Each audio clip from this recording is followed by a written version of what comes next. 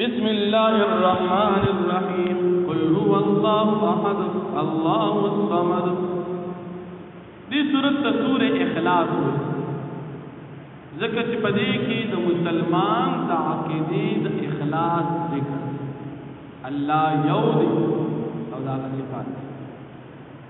دا سورۃ په اعتبار د ترتیب قرآنی سره یو تل دولتم دی. د دې نورست په قرآن کې د سورۃ دی بس ټول یو تل سورۃ. د نزول په لحاظ سره دا سورۃ 20 نمبر مخکې سورۃ سره نه په مناسبت ده چې په مخکې سورۃ کې د دشمنانو هلاکت ذکر شو. اوس په دې سورۃ کې ایمان طرف ته دعوت ذکر کیږي چې د هلاکت نه نجات دی. شان نزول د دې سورۃ داخلي مشرکان کافران نال نبی علیہ السلام ته وی چې تمنګ د خپل خدای نسب بیان چې ساده خدای د چا وی دی او د چا پلار دی د سنه جوړ دی او څنګه دی چې وی زما خدای هغه نسب راته الله پاک دا سورۃ ذکر کو قل هو الله احد الله الصمد. دا یو ذات دی بنیاد دی چاته ضرورت نشته نه د دن څوک پیدا دی نه دی د چانه پیدا دی او نه د سر څوک برابر شي.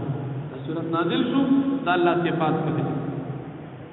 په دې سورۃ کې په تمام کافرانو رد کاغه د الله سره شریکان جوړي.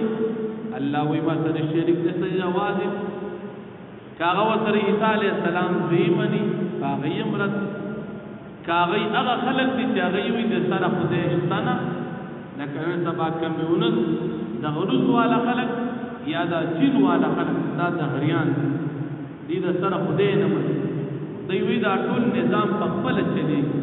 الله وینا دا ټول چلو ما او زیاوي یم یو نرا سره شریک تا نمی بچشتا نمی موربلاستا نمی چاته ضرورت تا او دام نه چې دا ټول نظام په خپل چلی.